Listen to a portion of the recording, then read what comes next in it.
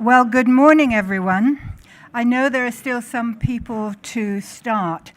And isn't it interesting to compare how differently we do things in the US and the UK? In the US, seats always fill up from the front, and then latecomers can sit at the back. In the UK, people start at the back, really so they can get out quick for coffee, and also so they won't be in the eye line of the speakers.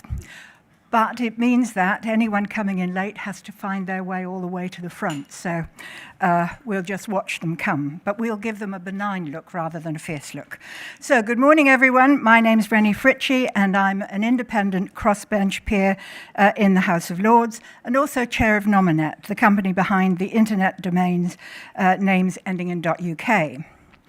I'm delighted to welcome everyone here today to the 2016 UK Internet Governance Forum.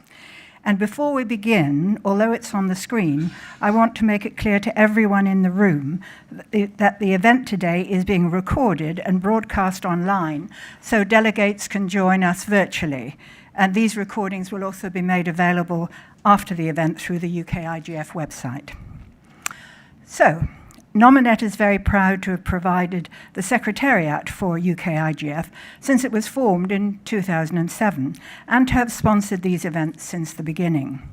However, we are just one of many organisations that have been involved in today's meetings, and I'd like to recognise and thank all of the UK-IGF committee, the session organisers, moderators and speakers that have been involved in the organising of today's meeting, and a special mention to Fleischmann-Hillard Fishburn, who've helped pull the programme together. And I see from the delegate list there are at least 2 people from there here today.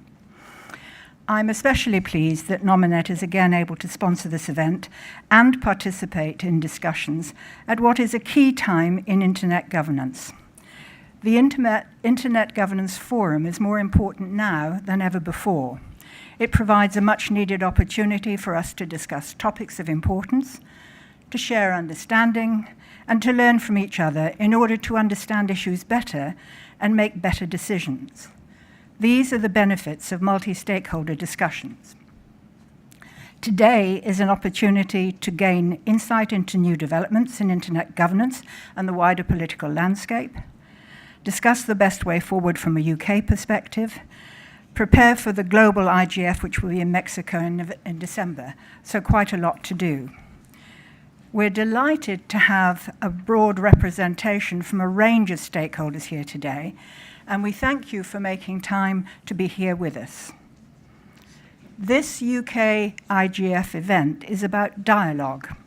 It is about engaging with you, hearing your views, understanding your interests, your concerns, and your visions. So with this in mind, we're looking forward to your active involvement on the topics. Please take the microphone to share your views and experiences. Briefly, so lots of people can take the microphone. I don't know, my experience of ICANN events is sometimes, I know this isn't an ICANN event, but similar people are here. The same 3 people just get in line and keep coming back. And I think it would be helpful to hear a range of views here today. We've got a very exciting programme for the day, including our 2 morning plenaries. The first one will explore the practical impact of Brexit, as well as the philosophical ones. And the second will look at the impact of the internet on political debate, and there's a great deal to talk about in that area. These both promise to be insightful and informative, and are key topics for us here in the UK. We are fortunate that the UK government are strong supporters of the multi-stakeholder model and the IGF, and have been very engaged with our discussions over the years. And I'm extremely pleased that the Right Honourable Ed Vaizey, MP for Didcot and Wantage, will be giving a keynote address shortly.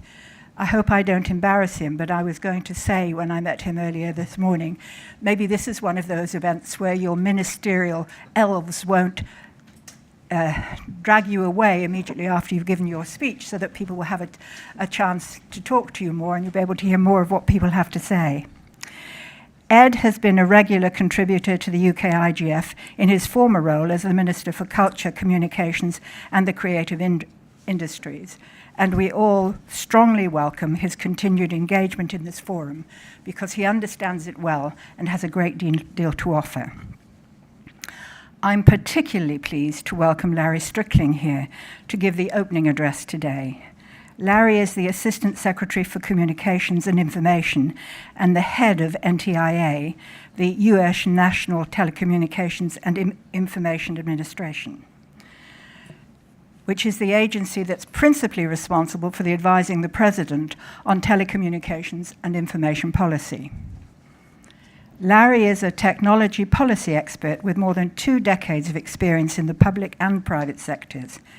His focus at NTIA includes leading initiatives to expand broadband internet access and adoption, because we all know it isn't just about access. Many people have access and still choose not to adopt it, so it's strongly both in the US, and to ensure that the internet remains an engine for continued innovation and economic growth.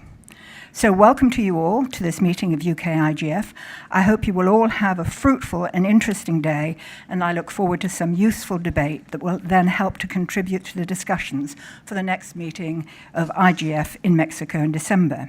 I'm going to introduce Larry onto the stage, and he will speak for a period of time. He'll then join me at the table, and then I will ask Ed onto the stage, and he will speak, and then both will take questions at the same time together.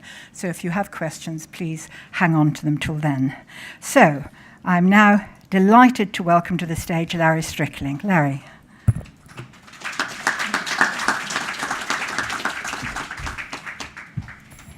Well, thank you, Baroness, for that introduction, and I want to thank you and Russell Hayworth at Nominet for continuing to sponsor these important programs. And of course, I want to acknowledge Minister Ed Vaizey here in front, who's been a tremendous partner with us in the United States as we've continued to support the multi-stakeholder model of internet governance as we deal with these important issues.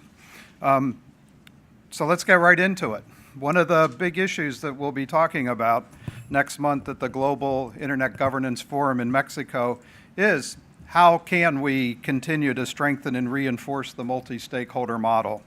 It will be an important discussion coming on the heels of the most successful demonstration of the power of this model with the completion of the IANA transition. With the help of many of you in this room and fellow stakeholders around the room, we have finally fulfilled the promise the United States made nearly 2 decades ago to privatize the internet domain name system. We took the final steps at the beginning of October with the expiration of our contract with ICANN and by also modifying our agreement with VeriSign to remove NTIA's role in authorizing changes to the authoritative root zone file. So the transition is done. It is complete. And to anticipate one of the first questions I will get when we sit down is it can't be reversed by the next administration. So I know many of you understand the significance of this historic moment in the evolution of the internet, but I think it's also important to understand it in the context of the development of the multi-stakeholder approach to internet governance and policy making. For more than a decade, the United States, the United Kingdom, and our global partners have strived to promote the multi-stakeholder approach to internet governance. From the World Summit on the Information Society to the World Conference on International Telecommunications, we have argued that the internet is fundamentally different from other communications networks and needs to be dealt with separately as we approach the challenges of governance. The internet is a diverse, multi-layered system that thrives only through the cooperation of many different parties, operating through consensus in a bottoms-up manner. And unequivocally, the success of the IANA function stewardship transition serves as a validation of that premise and of our ongoing and unrelenting commitment to the model. But let me provide some additional history on the transition itself.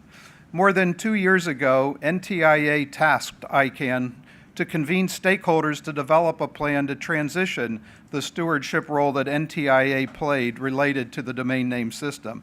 We set out 4 criteria. We said it must support and enhance the multi-stakeholder model. It must maintain the security, stability, and resiliency of the domain name system.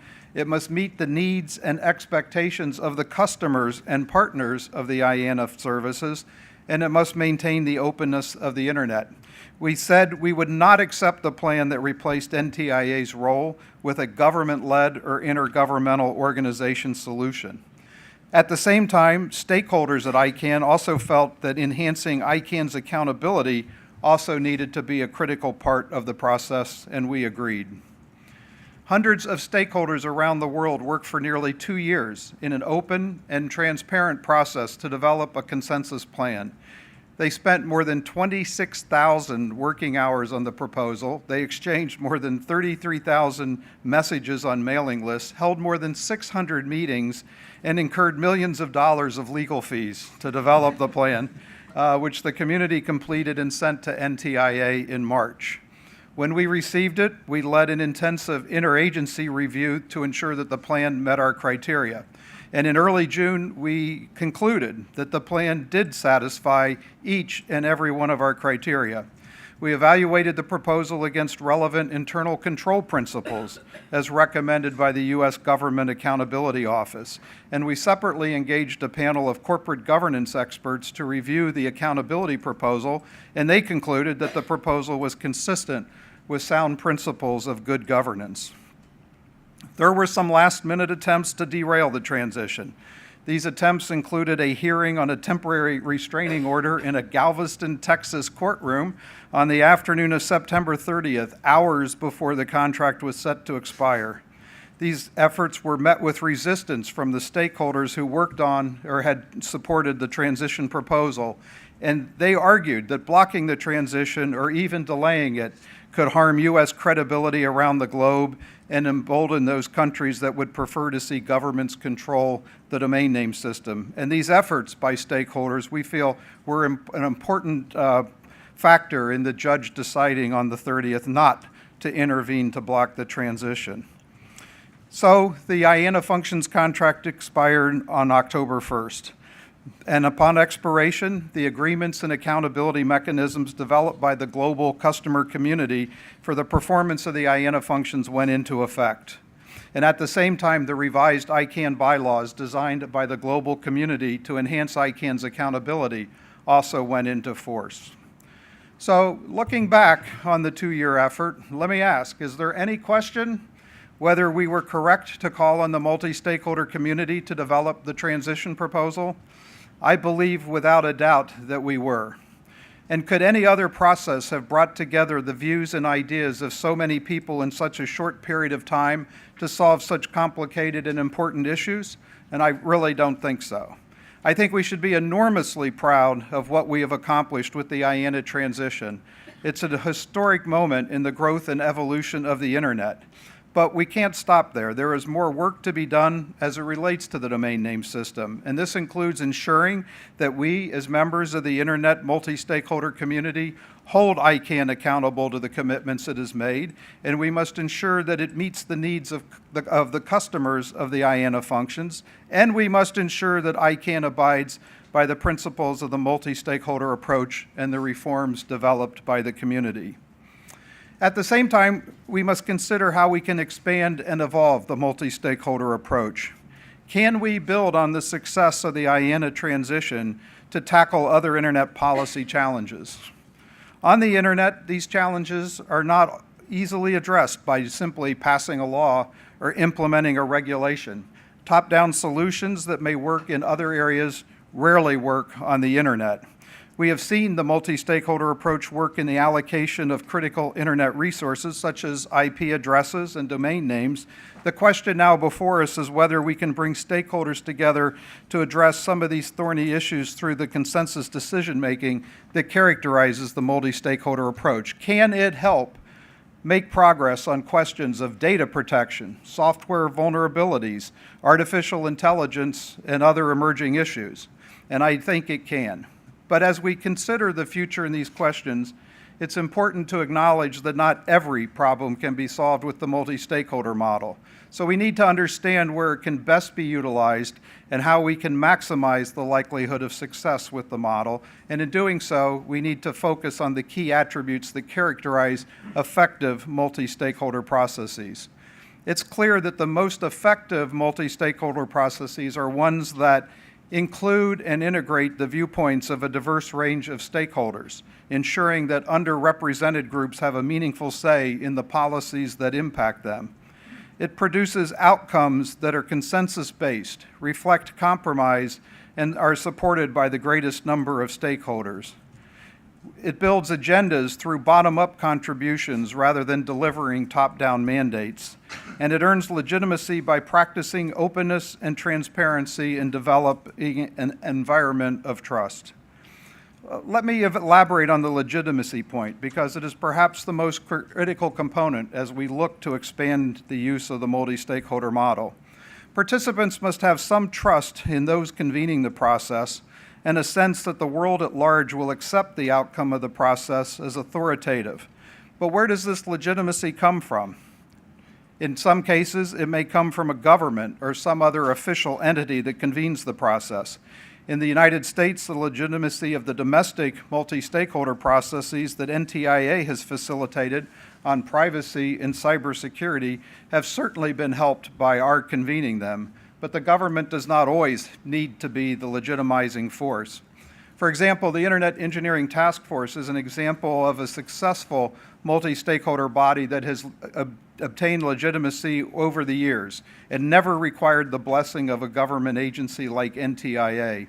Instead, it gained its legitimacy by producing voluntary standards of the highest quality that have become the gold standard for the Internet since the body's inception.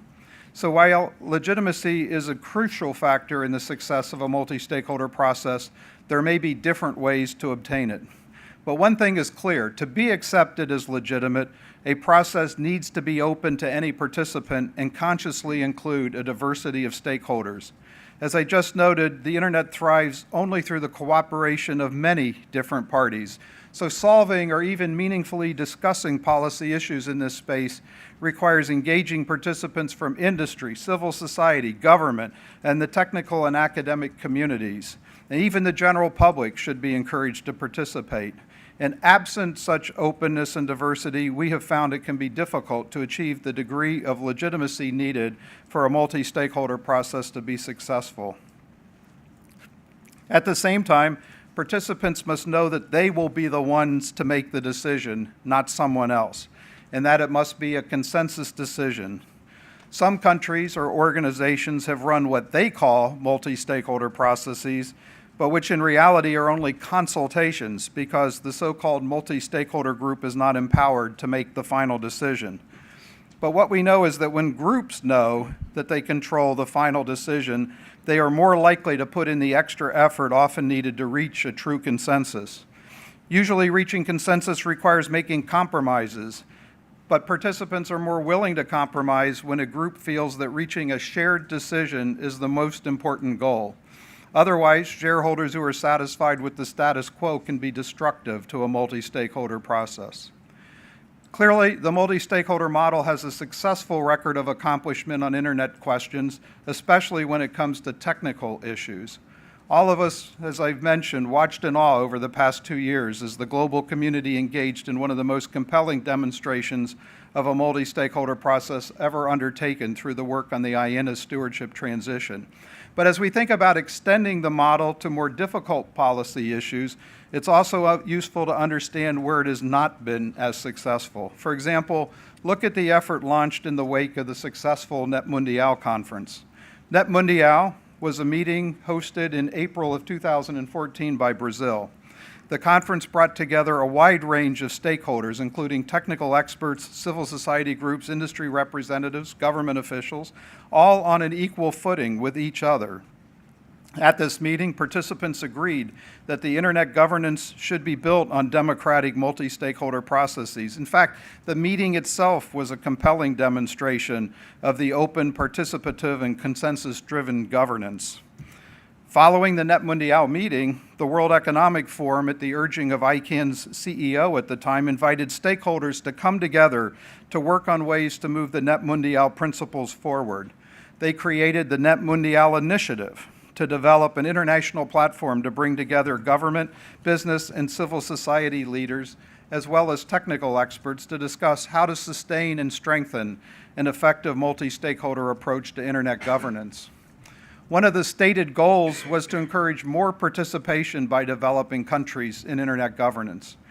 In 2012, at the World Conference on International Telecommunications in Dubai, many countries in the developing world voted for greater government control of the internet.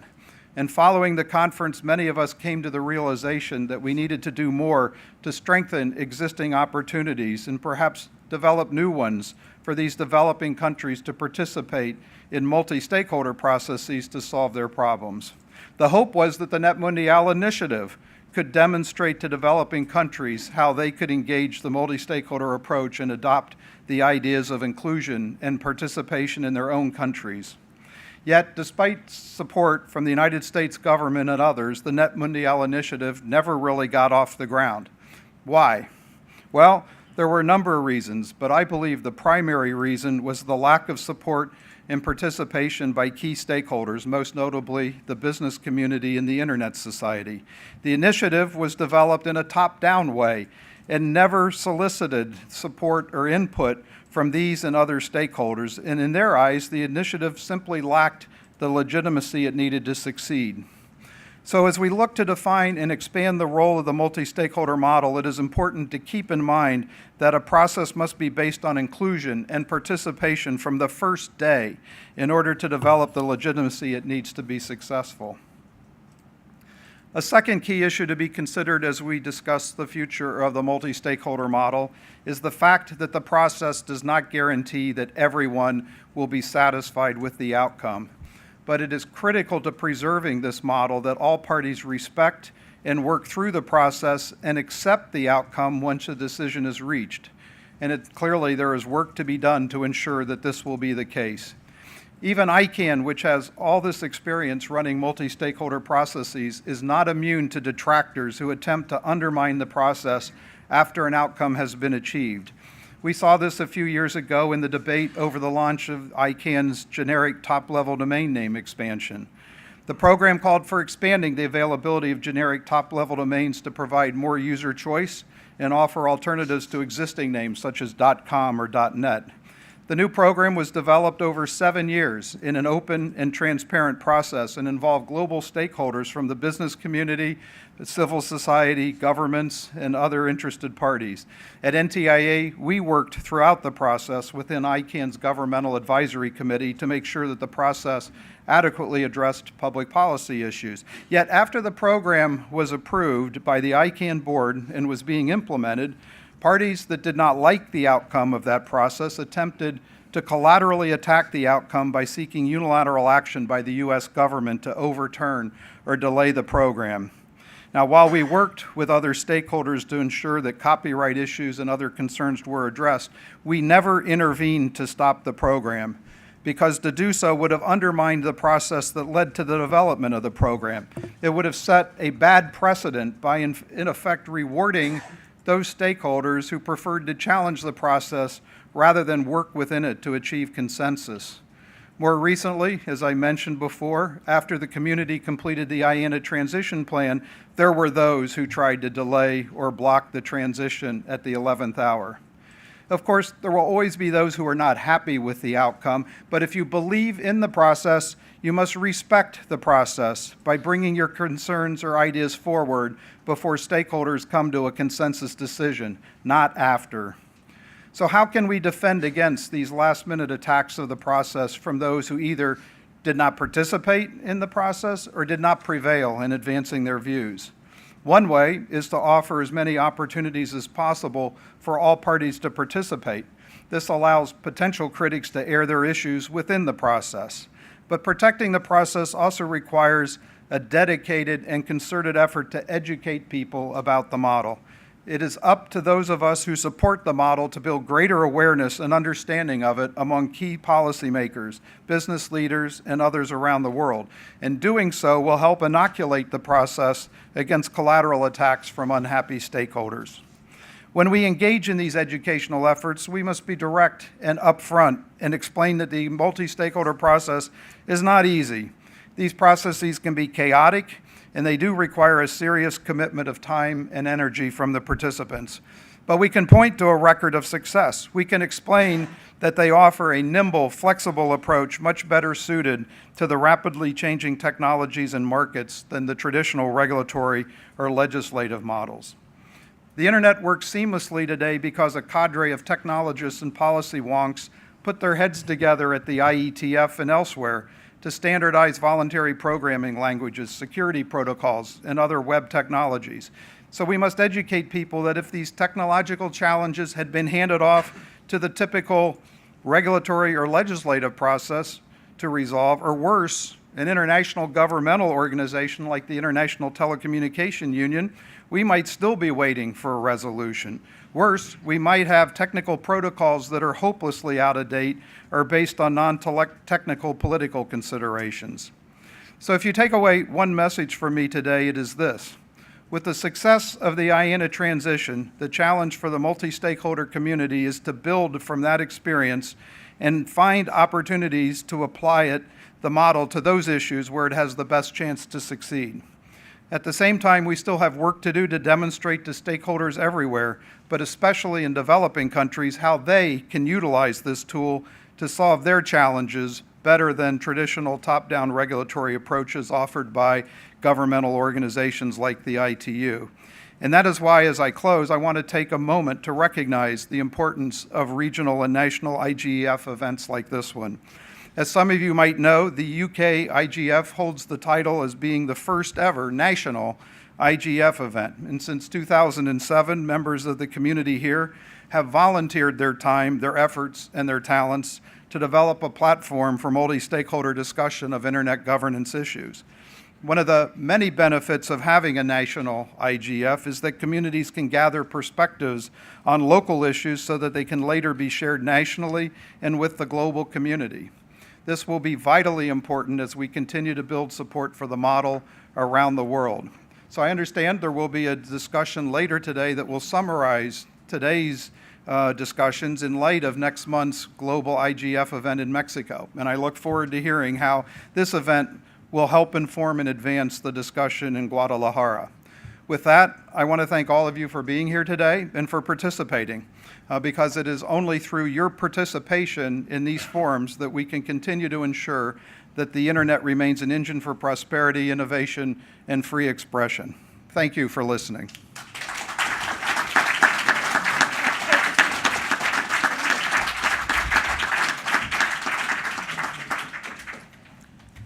Thank you very much, Larry. One of the things that strikes me from having heard you this morning is we really do need to learn lessons and distill the learning from the IANA transition so that we're able to apply those in multi-stakeholder future work. But it also occurs to me that one of the things, and perhaps I'm wrong here, but one of the things we don't do in developing countries is go back to and listen to and learn about early cultural ways of people listening and talking to each other and having conversations and making decisions.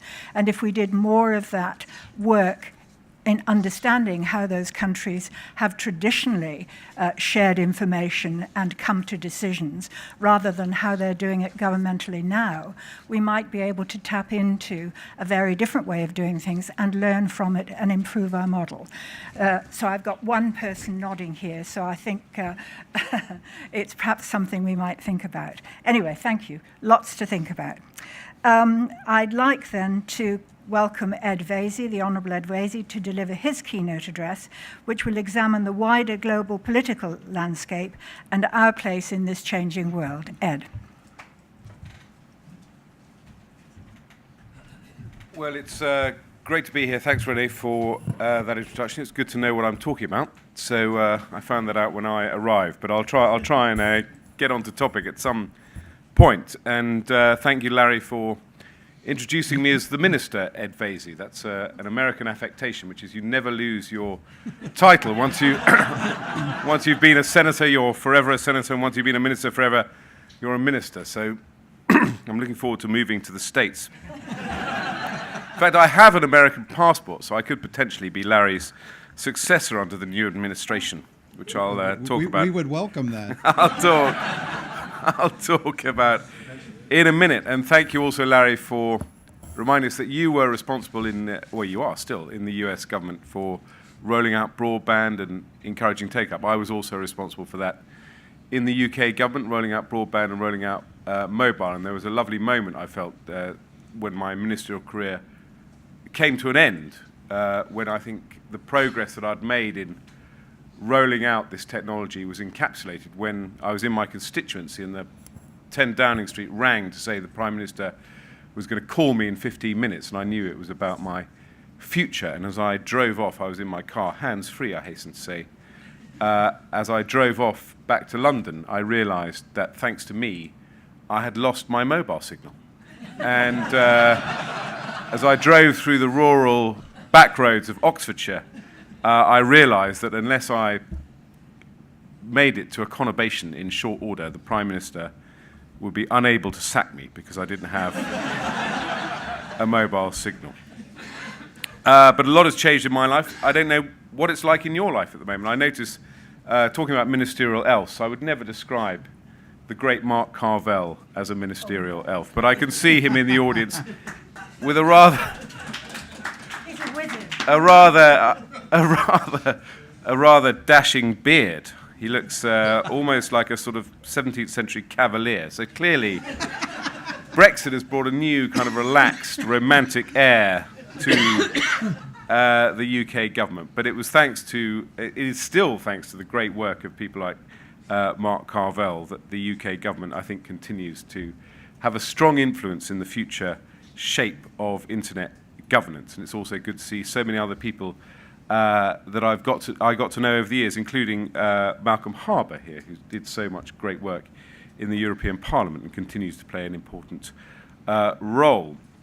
I did attend every single UK-IGF meeting while I was a minister, and I'm delighted to see that you're getting not just one but two ministers this afternoon, Matt Hancock and Joanna Shields, and they are Matt is taking up the baton of internet governance responsibility within the UK government, and Joanna herself is doing, I think, incredible work in terms of tackling extremism and promoting child protection within the internet. And both of them are strong supporters of the multi-stakeholder model, and I think in particular the way Joanna is attacking her brief, working in a consensual fashion and bringing multiple stakeholders together on this issue shows how effective that is.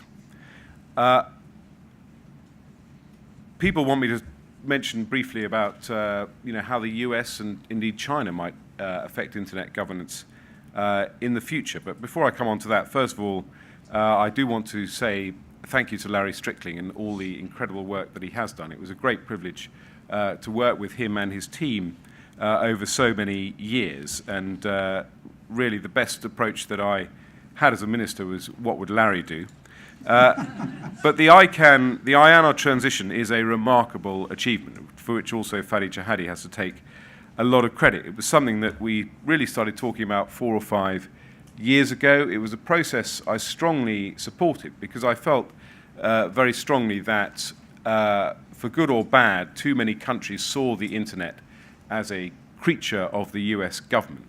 And while that perception remained, it made it difficult to promote the multi-stakeholder model. It became, in effect, a proxy battle between the US and other countries for euphemistically called control of the internet. And I thought the move of the IANA transition move was a clear and bold move, both by the US government saying, no, we don't control the internet and we don't want to control the internet, but also, as it were, to put our money where our mouth is and say something as important as ICANN should be an organization in which everyone has a stake. It should be a bottom-up model. If we're going to promote the multi-stakeholder model, then that should apply to ICANN and to the IANA transition. So it was a very long and very complex process, and I can't think of anyone better than Larry Strickling in the US government and his team to have handled that process from the government side. The attention to detail, which I think came through in Larry's remarks, was remarkable, and all eventualities were looked at and carefully worked through, and even more importantly, stakeholders were brought along the road. And what was also, I think, a particular achievement was that the IONA transition never became a political football. I think candidate Trump... Where were you the last 3 months? Candidate Trump mentioned it once or twice. One or two senators, I think it was Ted Cruz, mentioned it once or twice, but their remarks never really took off into a full-blooded campaign. And considering that the transition was happening so close to the election, I do think that is a transition. I'm sure it felt different for Larry sitting in Washington, D.C., but for an observer outside, it never felt like ICANN took off as a political issue in the way that it could so easily have done. I don't know how President-elect Trump will treat internet issues. It's quite interesting that I think that on a lot of tech issues, he's been quite vocal. The reaction of Silicon Valley is, as you would expect, one of some perhaps concern. He's given quite strong indications of his views, for example, on net neutrality, which is a much bigger issue in the US than it is perhaps in Europe. He's opined on technology business policy, so expressing his concerns, for example, about the AT&T Time Warner merger. It'll be very interesting how his presidency approaches these issues.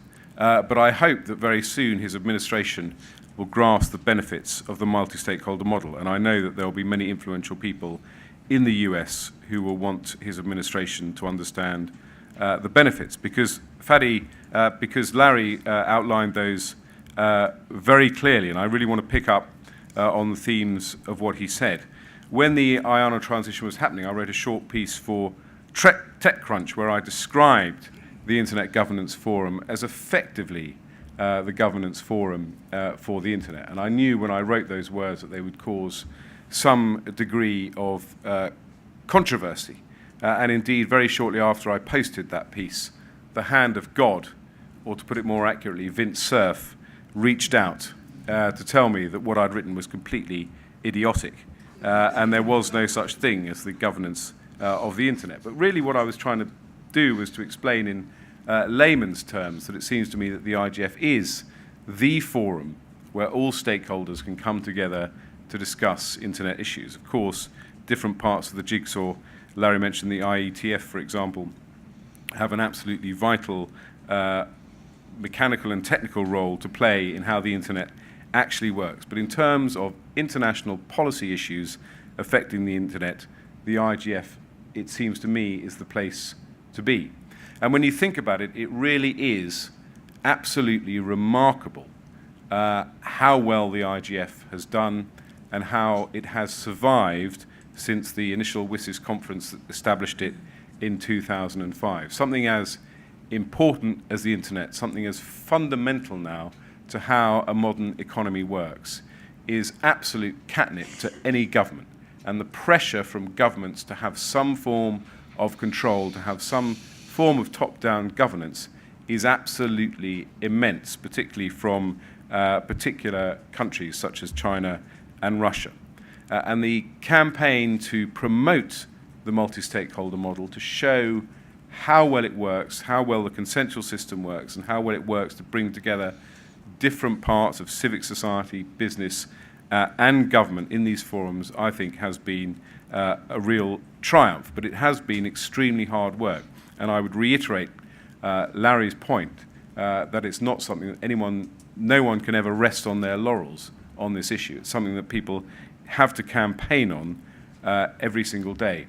And the threats can come from the most random places. I remember one of the biggest battles we fought somewhat behind the scenes in terms of the future of ICANN was actually fueled by alcohol, because, of course, it was the French concern about Don Vin and how that could possibly take away, clearly, French control of wine, much more important than French control of the Internet, meant that the French government had serious concerns about the IANA transition and what they felt was a lack, as it were, of a veto, if you like, by governments on certain decisions by ICANN. So we have to be absolutely vigilant about the multi-stakeholder model, and we can never relax our guard or assume that the consensus model that the IGF has established has also established a consensus about how the internet, in inverted commas, should be governed in the future. And so what I said in my TechCrunch piece and what I want to reiterate today is I think there is a challenge for the IGF. There's a challenge for the IGF to be as transparent and as open as possible. The number of different organizations that are involved in internet governance issues is mind-boggling. The traveling circus, as it were, that goes around the globe at myriad different conferences is pretty extraordinary. And I think the IGF has a role to bring some clarity and transparency as to the roles of different organizations and bodies around the world that influence internet governance. It has a role to communicate in simple, straightforward language what it does and what issues it's looking at. It needs to establish what its clear policy lines are and have a clear communications strategy. And also, I think those people who support the IGF really do need to get behind it. It's one of those organizations which, to coin a phrase, if you don't use it, you'll lose it. And in my view, if you don't fund it, you will risk losing the IGF. So my call would also go out to many of the businesses, whether they're US businesses, European businesses, or Asian businesses, to support financially as much as possible the IGF, because it needs proper financing to do a proper job. I think that, as I say, it has been a remarkable period of time to have been the minister during, I think, what has been over the last 10 or 15 years, a coming together of the multi-stakeholder model, the establishment of it really in 2005, putting it on a formal footing, if you like, and seeing it develop and be effective. And I would like to again reiterate what Larry said about the UK-IGF. I always made sure as a minister that I came and spoke at the UK-IGF because it's important to support regional IGFs. It's important to support the UK in particular, one of the first out of the starting blocks. It is important for governments to be here and to participate in debates. It's important for governments to be at the international IGF meetings every year because, as I say, we can't stop promoting the multi-stakeholder model and we can't shy away from the fact that something as complex as the internet can never be governed from the top down. It has to be a bottom-up model. It has to be a model that brings together a wide variety of stakeholders. So thank you for giving me the opportunity to come and talk to you, and I look forward to taking your questions. Thanks very much.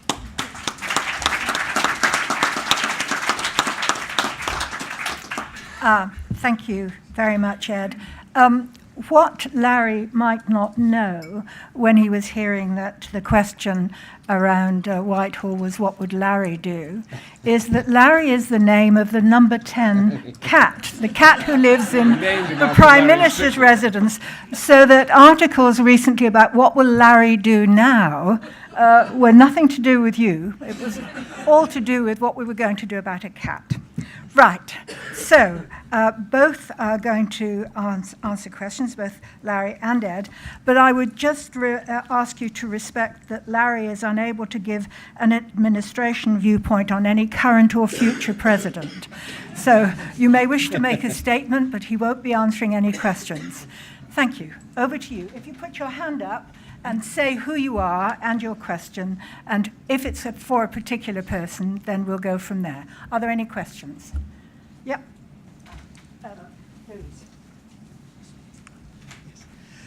Louise Bennett, BCS, the Chartered Institute for IT. You said, I think very correctly at the beginning, that understanding the views of developing countries was extremely important for getting stakeholder agreement.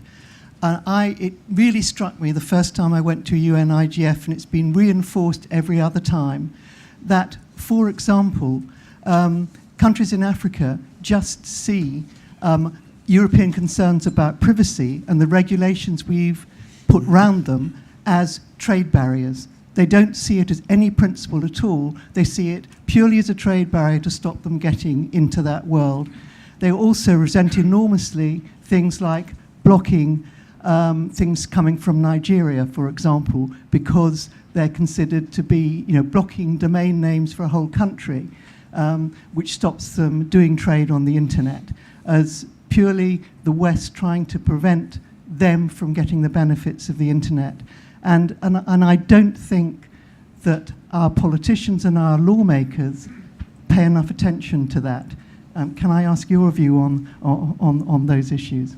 Who would like to go first? Larry would. Okay. Well, I think increasingly as we speak about the issues in the developing countries, for the multi-stakeholder model to be successful in those countries is they also have to be developing the diversity of voices within their own societies. I mean, many of these countries do not have well-developed civil societies. Their business communities may or may not be well organized. Increasingly, they are getting tremendous technical experts on the ground in these countries developing their own.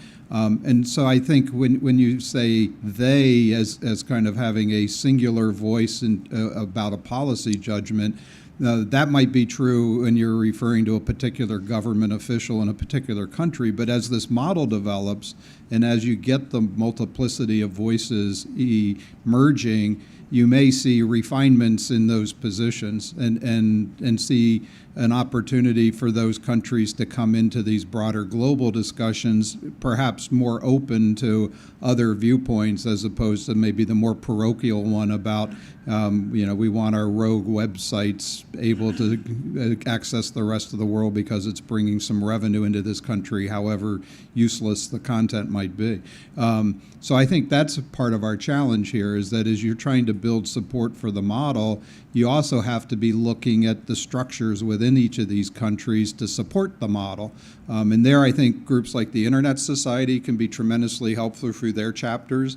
They have the opportunity to be on the ground and help develop, in particular, civil society, but even some of these other functions that you need to develop in order to have an effective process within the country. I mean, I think there's a sort of wider point behind the question, which is that one of the challenges you face in this debate about the multi-stakeholder model is that every government also has a view, however benign we regard ourselves in the West, of how the internet should be governed, in inverted commas again. So we, for example, in the UK, made strong moves to bring in measures for child protection, which by definition involved clearly blocking websites, for example, and putting in filters, which some people regarded as censorship, and on intellectual property protection as well. We have very robust measures, as does obviously the US government. And so it was very easy for other countries to parody those moves as somehow regulation of the internet. So what was wrong with their regulation of the internet?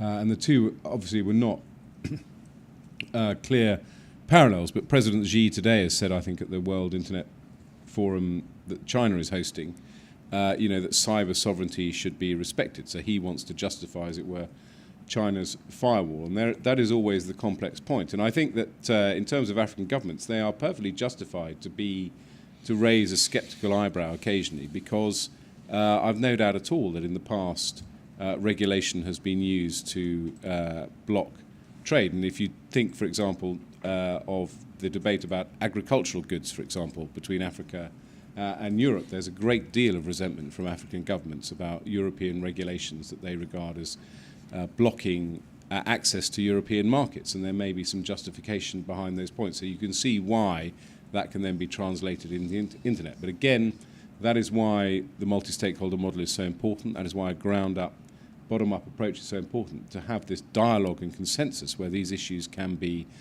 debated rather than be sort of translated into some kind of grinding trade organization discussion about access on the web for different countries. Thank you.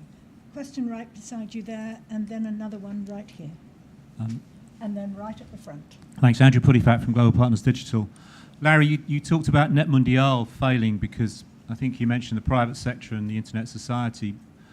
When I was there, my perception was it failed because governments themselves didn't like the multi-stakeholder model, didn't like queuing up at different mics alongside civil society, the academic, the technical community, and business. And I mean, the Russian delegate said this was the least transparent conference they'd ever been in, which is hilarious coming from the Russians.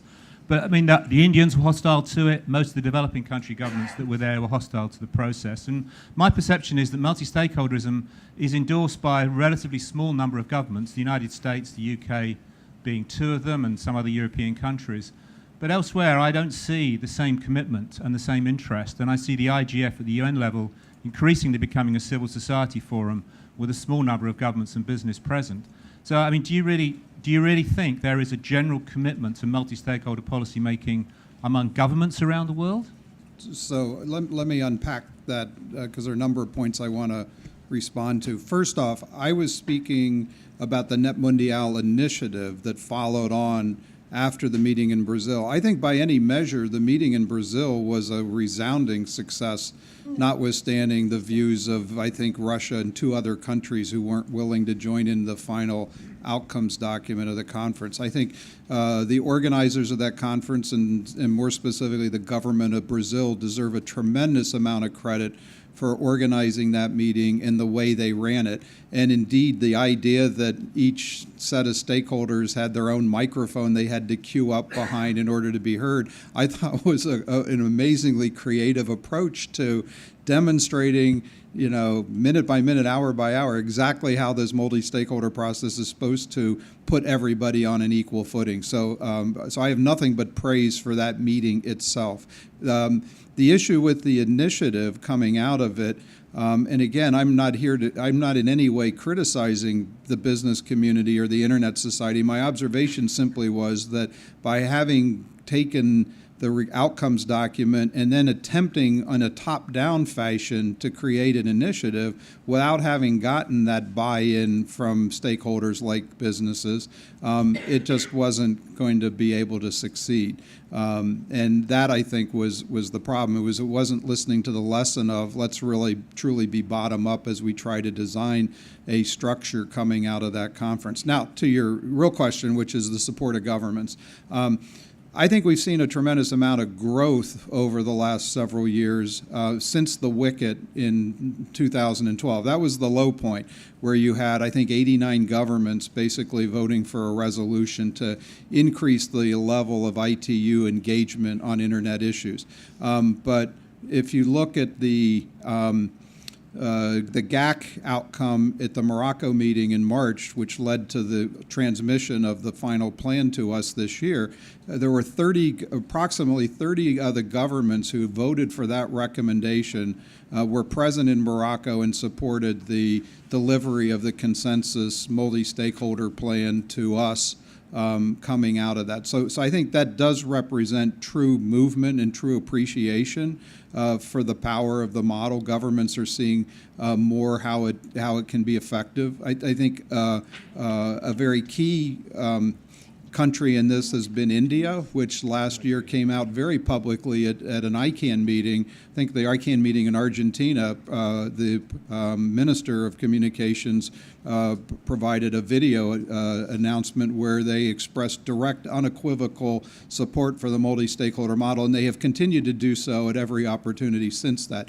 That, I think, was a major achievement, and in our bilateral discussions with the Indian government, they remained solidly committed to that. So there is an example, I think, very concrete progress, which in a country where, no question, some of the government officials there historically had been quite skeptical about that model. So what we have to do is continue to find successes and to continue to build on them and to educate from them. And we have a great example now with the IANA transition having been done in such an effective and comprehensive manner, and I think that we need to now take around to other governments and show, look, these are the kinds of outcomes you can get participating in this model, and explain to them why it's important to continue to grow the model.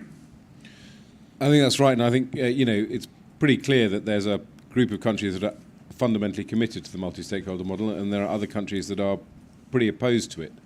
And then there's a group of countries in the middle who, to be frank, are in play. And I think one of the great achievements, again, over the last 3 or 4 years is some of those countries that might have lent one way towards the ITU model have actually shifted their position pretty significantly. And that's been because a lot of advocacy work was undertaken, a lot of hearts and minds work was undertaken, a lot of engagement was undertaken. So it reiterates the points I was making in my address, which is we can't be complacent about the multi-stakeholder model. We can't assume that a consensus is out there that it should continue, and we need to keep reiterating its benefits and indeed demonstrating outcomes, as Larry was saying, that it can bring. Can I just add, just because I think the minister made an important point there, which I wanted to emphasize. And he's right. In the United States, he will always be Minister Vaizey until he becomes Assistant Secretary. And we need to talk about how to make that happen. We can do that offline. But during that period of time when we were holding hearings on this, in that time when Ed said it wasn't political, it actually was tremendously political, starting after the Morocco meeting right up until the end of September. And if you don't believe that, go watch the hearing I had with Senator Cruz in September, where he said he was going to put me in jail. There were some folks up on the Hill who believed that we were attempting to change the viewpoints of China and Russia, and of course we were never going to be able to do that, so we were totally misguided and totally naive about this. And I think Ed made a very important point there, which was this has never been about convincing China and Russia to join the legions of supporters of the multi-stakeholder model. The issue has always been all of those other countries that were in a position of trying to understand what worked for them and trying to pick the best model for their purposes. And there we have made a lot of progress. So. Thank you. We have very short time, so we have at least one question if the answers are short, possibly two. Tawei Lin, a US-UK Fulbright scholar, and I was wondering if you could shed some light for both Ed and Larry on the most effective ways in communicating to the public, from the bottoms up. In recent days, Facebook and Google have decided they were going to fight fake news. Of course. In recent days, Facebook and Google have decided they were going to fight fake news, and you have underscored the importance of legitimacy and consensus building. So what do you feel are the best ways to educate and include in an era where there's so much misinformation and where the attention economy is such a fundamental aspect of social media and the internet?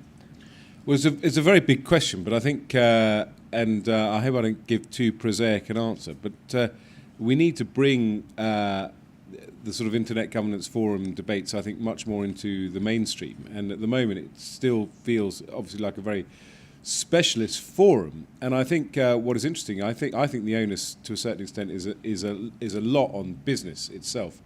And if you think, for example, there was the Web Summit in Portugal last week. 50,000 people went. TechCrunch is a huge conference brand, but all these guys talk about is how much money they're raising and what's the new thing. But I think these kind of conferences are also places where we can take the IGF debates and take the IGF.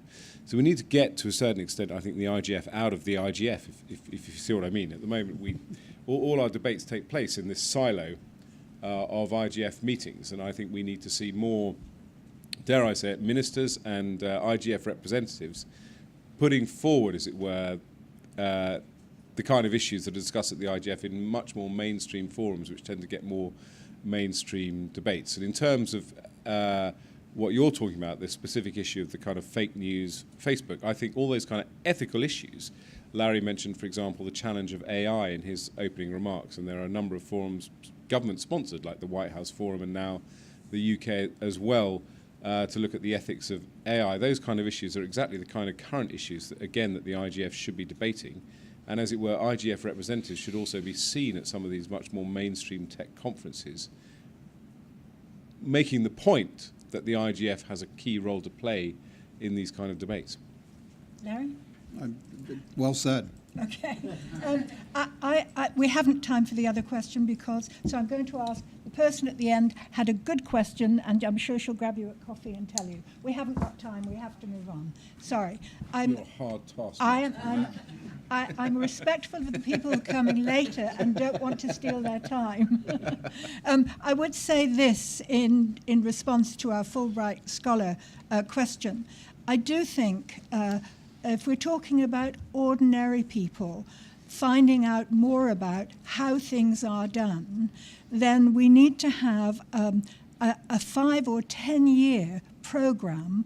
And in this country, I choose prosaic things like parish magazines, even the Daily Mail, but a variety of the Women's Institute, the various round table societies, to tell people how things have come to be, how things are done now. My own concern is when something goes wrong, people say somebody should be doing something about it.